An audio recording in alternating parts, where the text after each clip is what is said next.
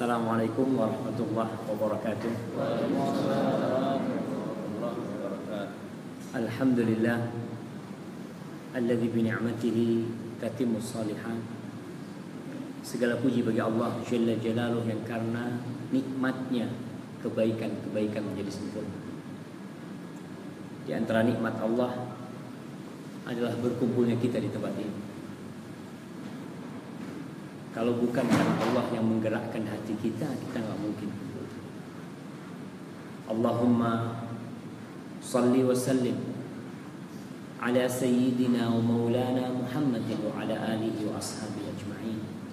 Ya Allah, semoga salawatmu, salam, berkah dan nikmat senantiasa kau curahkan untuk hamba kekasihmu, untuk baginda Nabi kita Muhammad alaihi salatu wassalam, dan untuk keluarga beliau, untuk istri-istri beliau, untuk putra-putri beliau, dan untuk seluruh sahabat Nabi. Semoga Allah meridai kita bersama mereka. Amma ba'd. Tadi disampaikan kalau kita kumpul malam ini, malam 28. Iya, 28 Sya'ban itu. Ya, 1428 Hijriah untuk silaturahim bersama Ustaz. Kayaknya ada yang perlu diluruskan. Karena ketika kita salah memahami sebuah kalimat, itu akan berdampak kepada kehidupan kita. Contohnya nih, yang tadi dibicarakan, kita kumpul untuk silaturahim sama Ustaz. Di dalam bahasa Indonesia mungkin silaturahim itu artinya kumpul bertatap muka. Padahal di dalam bahasa syariat, di bahasa Arab yang kemudian dipindah menjadi bahasa syariat kita, silah itu artinya menyambung atau berbuat baik. Rahim itu artinya kerabat. Jadi yang disebut silaturahim itu adalah menyambung hubungan dengan kerabat kita. Karena banyak orang mengatakan saya suka silaturahim. Apa maksudnya silaturahim? Suka berkunjung ke tempat sahib-sahib. Bukan. Itu ziarah. Adapun silaturahim, kalau kau suka berkunjung ke sepupumu, ke pamanmu, ke keponakanmu, kau suka berbagi sama mereka, itu yang disebut orang suka menyambung silaturahim. Jadi rahim itu asalnya dari kata rahim memang. Yang ada hubungan darah itu disebut rahim. Kalau tidak ada kayak kita nih, tidak ada, ini disebut ya ukhuwah Islamiyah. Kita berkumpul di sini untuk beramah tamah supaya kita jangan salah dalam meletakkan silaturahim. Ada orang yang masya Allah sama sahibnya itu tiap malam kumpul, tapi sama pamannya nggak pernah ketemu. Dan dia merasa dirinya orang baik, merasa dirinya suka menyambung rahim. Padahal enggak, kau orang yang nggak benar. Kau kepada sepupumu nggak pernah hubungan, kepada pamanmu nggak pernah hubungan, kepada bibimu kau juga nggak baik. Tapi kau baik sama tetanggamu, baik sama sahib-sahibmu, maka ada sesuatu yang belum kau lakukan dalam kehidupan ini, yaitu menyambung rahimmu. Dengan cara ya selain berkunjung, kita bisa silaturahim baik pun, kita telepon, kita silaturahim mungkin kalau mau Ramadan, kita punya kelebihan rezeki, kita kirim kurma kepada bibi kita, paman kita, katakan paman buat berbuka bersama di keluarga, itu silaturahim. Tapi kalau kita ke tempat sahib-sahib, itu tidak disebut silaturahim. Dan itu amal kebaikan, artinya kita menyambung hubungan terus sama saudara-saudara kita. Yang kedua berkaitan dengan nikmat sehat ya. Subhanallah. Rasul sallallahu alaihi wasallam pernah keluar dari rumah sahabat lagi di dalam masjid. Nabi dalam kondisi segar wajahnya, ceria. Kata para sahabat nih, kayaknya Nabi habis sama keluarganya nih, kelihatan seger banget tuh. Keluar dengan rambut basah, para sahabatnya, ya Rasulullah, naraka thayyiban nafas. Kita ngelihat kau lagi bahagia nih, kata dia. Iya kata Rasul, aku lagi senang nih sekarang. Para sahabat itu lagi ngobrolin tentang kekayaan. Di masjid nih, ngobrol masalah fulus. Kata Nabi SAW, la ba'sa bil ghina liman ittaqa. Nggak apa-apa kekayaan itu buat seorang muslim, tapi catatannya dia bertakwa. Kenapa Nabi beri syarat ketakwaan? Kalau kekayaan tanpa ketakwaan, duit larinya kemana? Larinya, na'udzubillah, mungkin dia akan berzina dengan duit dia, karena dia bisa beli perempuan. Dia punya duit dan dia simpen, nggak dia apa-apain ini duit gitu. Maka kalau tidak bertakwa larinya mesti nggak benar. Mungkin dengan duit itu ya dia akan jalan-jalan ke tempat-tempat yang tidak diridhoi Allah, karena dia tidak bertakwa. Tapi kalau kaya bertakwa, insya Allah tuh masjid banyak yang cepat jadi, karena orang kayanya pada bertakwa. Subhanallah jemaah. Sebagian orang kaya itu sedekah 1 juta merasa banyak, sedekah 10 juta merasa banyak. Dia liburan habis ratusan juta, sedikit buat dia. Padahal seharusnya dia itu merasa sedikit sedekahnya. Ya Allah, berapa ana baru bisa sedekah 100 juta Ustaz, tapi ana bisa beli rumah ini 5 miliar. Dibandingkan 100 juta dengan 5 miliar, sebenarnya sedikit yang baru kau keluarkan. Sejatinya yang akan dibawa mati itu yang 100 juta. Yang 5 miliar bakal ditinggal semua. Makanya Nabi SAW mengatakan la ba'sa bil ghina. Jadi Islam itu tidak menentang kekayaan, tidak sama sekali. Catatannya bertakwa kepada Allah. Tapi Nabi mengatakan walakinnas sihha khairun minal ghina. Tapi kesehatan itu lebih baik dari kekayaan. Nabi ingin memberikan pelajaran kepada sahabat-sahabat yang miskin tapi sehat, supaya dia juga bersyukur gitu. Kau itu jangan selalu hidupmu susah melihat orang, Allah, orang ini mobilnya bagus banget kata dia, rumahnya besar banget. Akhirnya dia tidak bersyukuri nikmat Allah. Padahal nikmat sehat itu lebih baik daripada kekayaan. Lebih baik. Buktinya apa? Subhanallah. Banyak buktinya kalau kita melihat. Ada pernah orang kaya raya. Yang lihat dari vilanya itu kebun yang luas, orang lagi kerja. Dia lihat ada seorang pekerja lagi mencakul ya. Lalu setelah beberapa saat dia duduk, dia keluarin bekalnya, dia makan. Orang kaya ini ngomong, aku kepingin aku kasihkan semua kekayaanku, aku dapat sehatnya tuh orang. Wallahi sekarang orang kalau sakit jemaah, dokter ngomong, Pak ini harus keluar duit 250 juta. Apa kata orang ini? Iya gak apa-apa, yang penting saya sehat. Ini harus nambah lagi, gak apa-apa. Sampai ada satu orang kaya di Medina punya 8 apartemen. 8 apartemen, gedung apartemen dia punya. Bukan apartemen 1 kamar, enggak, gedungnya dia punya 8. Dia sakit, dia jual yang pertama, dia berobat keluar, gak sembuh. Dia jual yang kedua, gak sembuh. Dia jual yang ketiga, sampai 7 dia jual semua, dan tetap sakit.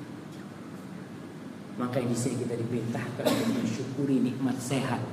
Nabi SAW mengatakan manfaatkan 5 hal sebelum 5 hal datang. Salah satunya sehataka qabla saqami. Sehatmu sebelum kau sakit. Sehat itu nikmat sekali. Makanya ada orang sehat dengan adzan gak ke masjid. Ketika sakit, ya Allah, kapan aku ke masjid ya? Kau kemarin sehat dengan adzan gak ke masjid, sekarang sakit-sakitan kepingin ke masjid. Di sini kadang-kadang orang lupa dengan nikmat sehat itu. Dan kelebihan orang sehat yang beribadah, kalau dia sakit, itu pahala tetap ngalir. Orang ini sehat, biasa puasa Senin Kemis, lalu dia sakit gak puasa Senin Kemis, itu pahala puasa Senin Kemis ngalir sama dia. Padahal dia gak puasa. Kenapa? Karena orang ini kalau sehat dia akan puasa. Cuma dia karena berhalangan maka dia tidak puasa. Rasulullah SAW bersabda, yuktabu lil mar'i idza kana sahihan muqiman, yuktabu lil mar'i idza kana maridan musafiran ma kana ya'malu sahihan muqim. Akan ditulis pahala buat orang itu seperti yang dia amalkan ketika dia sehat dan ketika dia tidak melakukan perjalanan, tatkala dia sakit atau dalam perjalanan. Orang dalam perjalanan capek, dia mungkin tidak sholat qobliyah ba'diyah, dia tidak sholat duha karena dia dalam kondisi lelah, itu pahala tetap ditulis. Begitu pula orang yang sakit, umpamanya dia umur 40 tahun ya, selama dari 30 ke 40 tahun dia biasa puasa Daud. Lalu 40 tahun dia sakit sampai umur 50 tahun. 10 tahun itu pahala puasa Daud tetap ngalir sama dia. Makanya kenapa kita disuruh memanfaatkan waktu sehat sebelum waktu sakit, karena itu. Rasulullah SAW mengajarkan sebuah doa yang diajarkan kepada Mu'adz bin Jabal, suruh baca di akhir sholat atau di penghujung sholat. Apa doanya? Allahumma a'inni ala dzikrika wa syukrika wa husni ibadatik. Ya Allah, bantulah hamba untuk mengingat. Kita perlu dibantu. Subhanallah, kemarin naik mobil, itu mungkin nanti Bu Rifka bisa bikin. Ada sesuatu yang Ana lihat. Jadi naik mobil, di mobil itu ketika yang punya mobil ngidupin mobil, itu langsung terdengar suara doa naik kendaraan. Bismillah, alhamdulillah, Allahu akbar, Allahu akbar, Allahu akbar. Subhanalladzi sakhkhara lana hadza wa ma kunna lahu muqrinin wa inna ila rabbina lamunqalibun. Kita kebanyakan orang di Indonesia baca itu kalau umroh. Kalau umroh naik bus, bapak-bapak, ibu-ibu, jangan lupa baca doa. Ya, bismillah, alhamdulillah, Allahu akbar, Allah. Itu doa tiap hari kita naik kendaraan tuh. Bukan nunggu umroh baru baca doa. Kita tiap hari naik motor, naik mobil, baca doa. Dan ini doa mengingatkan. Anda lihat, subhanallah. Orang yang lupa dengar itu ingat. Dapat beberapa meter, dia mengingatkan. Afdhalul dzikir, sebaik-baiknya zikir adalah la ilaha illallah. Kita lagi bengong jadi la ilaha illallah. Oh, benar. Nanti dapat berapa meter, subhanallah. Ya, oh, kita perlu diingatkan. Di sini ada doa yang kita dianjurkan untuk membaca di penghujung sholat atau selesai sholat. Allahumma a'inni ala zikrika. Ya Allah, bantu hamba untuk mengingatmu. Ya Allah, bantu. Kita perlu dibantu sama Allah SWT. Karena dalam 24 jam berapa kali kita berzikir? Ya mungkin bisa disebut selesai sholat, setelah itu ketemu zikir lagi kapan? Nanti sholat lagi. Padahal waktu antara itu adalah waktu berzikir. Wa syukrik. Yang kedua nih, minta ya Allah agar hamba ini dibantu mensyukuri nikmat. Karena Allah itu menyuruh kita bersyukur dengan firman-Nya, washkuru nikmatallah. Kalian syukuri nikmat-nikmat Allah in kuntum iyyahu ta'budun. Kalau kalian hambanya Allah, kalian syukuri. Ya maaf, antum bayangin kalau ada orang ngasih sama anak duit 2 miliar. Dia ngomong, Ustaz, ini Ustaz buat Ustaz 2 miliar. Kira-kira gimana anak akan mengingat kebaikan orang?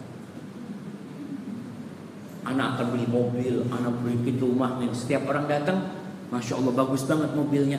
Alhamdulillah anak dikasih bapak fulan. Rumah kau sekarang bagus. Alhamdulillah aku dikasih bapak fulan. Selalu diingat. Tapi Allah yang ngasih nikmat banyak sama kita, kapan kita mensyukuri? Pernahkah kita mensyukuri nikmat tangan kita? Kita duduk, ya Allah, bisa gerak tangan. Kita akan bersyukur kalau kita habis tabrakan. Iya, habis tabrakan digips tangannya. Setelah itu dapat sebulan, dia bisa gerak. Alhamdulillah, alhamdulillah. Kok selama ini puluhan tahun tanganmu bisa gerak? Mana alhamdulillah. Baru sekarang ketika sakit, kau tahu kalau itu nikmat yang harus disyukuri. Maka kita minta dibantu sama Allah. Ya Allah, bantulah hamba untuk mensyukuri nikmat Allah. Karena jamaah, salah satu target iblis ketika dia diusir dari surga, satu yang dia ngomong sama Allah Subhanahu wa taala, wala tajidu aktsarahum syakirin. Ya Allah, kau akan dapatin kebanyakan hambamu tidak bersyukur. Dan Allah mengiyakan ucapan iblis ini. Allah mengatakan wa qalilun min ibadiyasy syakur. Sedikit dari hambaku yang pandai bersyukur. Sedikit. Di antara kita nih, udah sedikit jumlah kita di sini, masih sedikit lagi yang pandai mensyukuri nikmat Allah SWT. Maka kita memohon kepada Allah agar dibantu mensyukuri nikmat Allah. Mensyukuri nikmat Allah itu dengan apa, jemaah? Tergantung nikmat. Kalau nikmatnya itu berupa harta, ya dengan membelanjakan di jalan Allah. Kalau nikmat itu berupa kesehatan, ya dengan menggunakan untuk sesuatu yang diridhoin Allah Subhanahu wa taala. Ada orang dikasih kaki yang sehat, jalan ke tempat-tempat kemaksiatan. Itu kaki dari Allah. Kalau yang ngasih itu Allah, gimana kau pakai untuk kemaksiatan? Maka kalau nikmat itu mamanya mata, kita gunakan untuk memandang yang diridhoin Allah Subhanahu wa taala. Dan syukur ini ada 3 rukunnya. Yang pertama, hati. Meyakini kalau nikmat Allah ini murni dari Allah, bukan karena usaha. Kita jangan mengatakan, ya anak kan juga usaha. Usaha itu bisa sama, kita lihat. Fulan usaha, yang satu sukses, yang satu bangkrut. Kok bisa? Padahal usahanya mungkin yang bangkrut lebih semangat dia kerja. Ya, karena Allah nggak kasih sama dia. Terus kau yang kerjanya nggak banyak, kau jadi sukses, itu Allah yang bikin. Maka jangan sampai seperti Qarun. Anak sering ingatkan, Qarun itu Allah bikin tenggelam dengan rumahnya dan hartanya ke dalam bumi. Karena dia mengatakan, innama utituhu ala ilmin. Aku bisa kaya, aku bisa dapat ini karena aku punya ilmu. Karena aku punya ilmu. Aku. Maka hati-hati ngomong aku. Iblis tuh diusir dari surga, dilaknat sampai hari kiamat karena dia ngomong aku. Ketika dia disuruh sujud, apa kata dia? Ana. Aku lebih baik dari dia. Ana khairun min. Maka hati-hati dengan ucapan akulah. Semuanya itu dari Allah. Makanya kita harus yakin bahwa nikmat ini dari Allah. Aku bisa sukses, bisa sampai pangkat, bisa sampai jadi, itu karena Allah. Maka kalau kita ditanya sama orang, Bapak kok bisa sukses, Pak? Oh iya, saya sejak kecil itu memang pekerja keras. Jangan. Katakan alhamdulillah, Allah yang ngasih semuanya ya. Saya berjuang dan Allah berikan kemudahan. Artinya itu dari Allah. Usaha kita diperintahkan berusaha. Tapi bukan karena usaha kesuksesan itu tiba, bukan. Kembali lagi orang buka warung yang satu sampai buka cabang, yang satunya tutup. Kenapa bisa kayak gitu? Ya Allah yang kasih rezeki. Karena biasanya orang-orang di kampung itu ada yang demam. Sempat ramai di Jember itu apa ya? Bukan cilok, ada yang cappuccino sama cincau.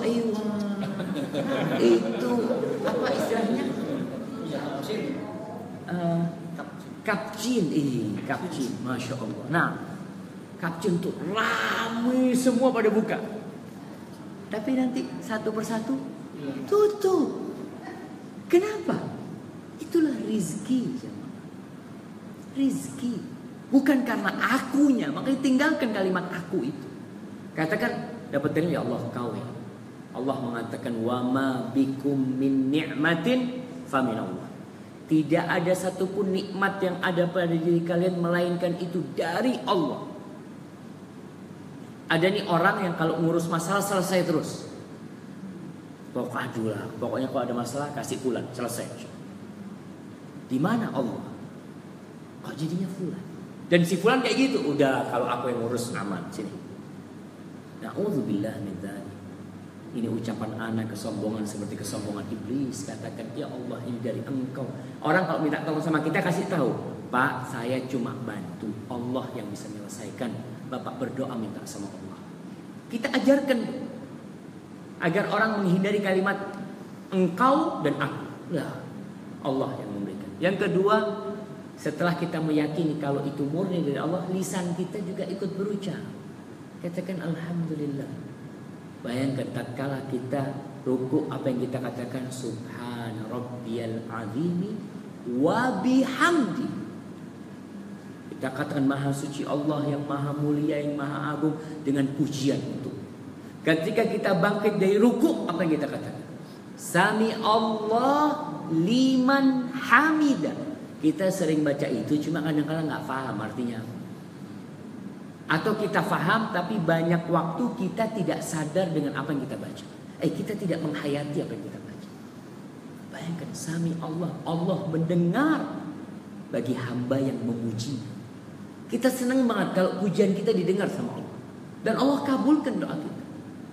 Lalu ketika imam mengatakan sami Allahu liman hamidah, makmum bersama mengatakan Rabbana walakal hamd. Ya Allah, bagimu hanya pujian. Bagimu.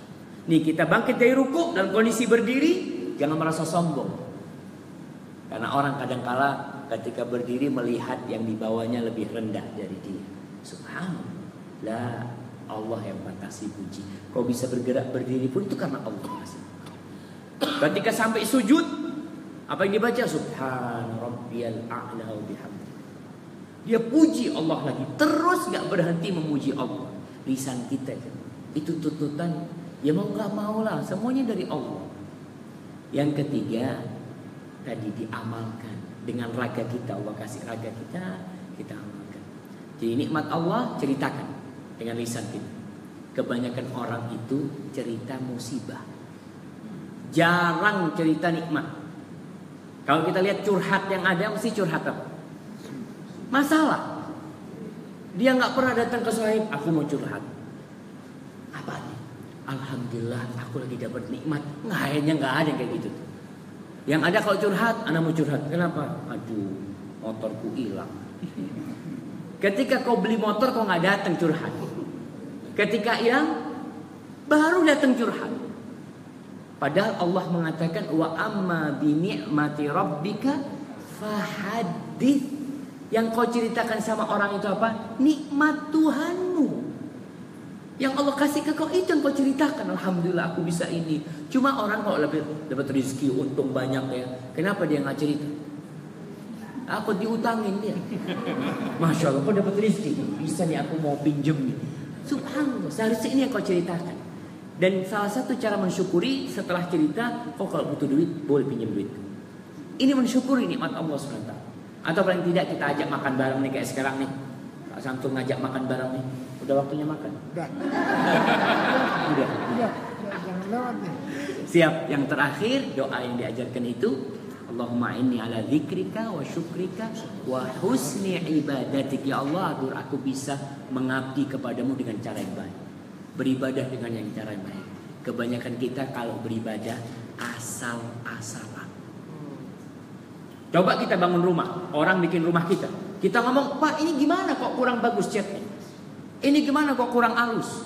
Ini gimana keramiknya kok tidak lurus? Kita kayak gitu. Tapi kalau kita beribadah sama Allah, selalu yang minimal. Yang penting kan sah. Yang penting udahlah, jangan terlalu ekstrim dalam beragama.